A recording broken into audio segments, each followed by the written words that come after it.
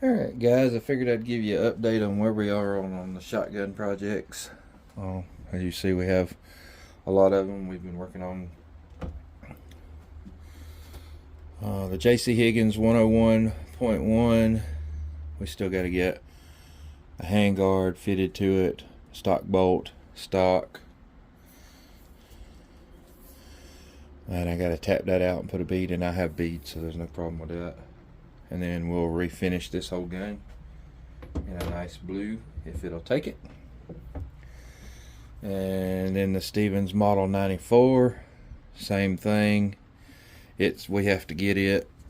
For it, I got to get a few pieces for the extractor spring, and a plunger starter, and then stock bolt, stock fore end, and also it'll need a bead on it.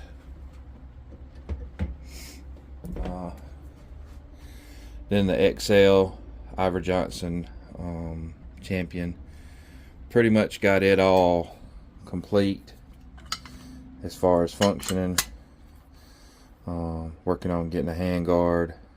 I have the stock bolt, I have to get a stock. That one's in 20.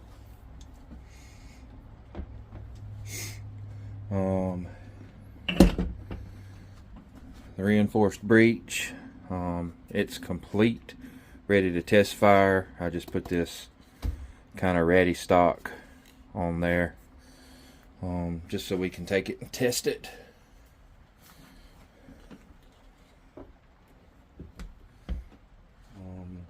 So there's 312 gauge and a 20 gauge, and then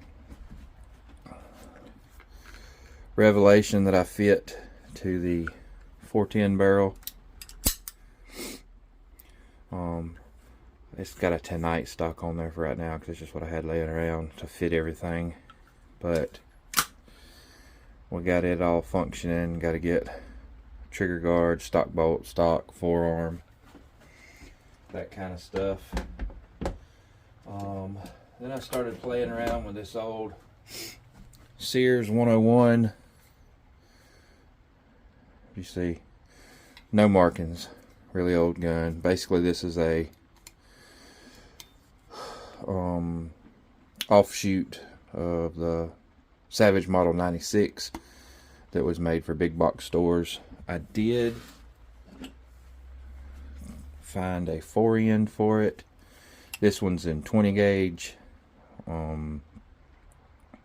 Excuse me, this one's in 16 gauge. We're going to see how it'll work. I do have a lead on a few barrels, but the majority of the barrels that are around for this are in 20 gauge. So we'll see what we can do about getting all that fitted up when we get a barrel. Got a handguard for one of these. I got to get some hardware for front plate, or the back plate, and the screws. Still got a Revelation receiver.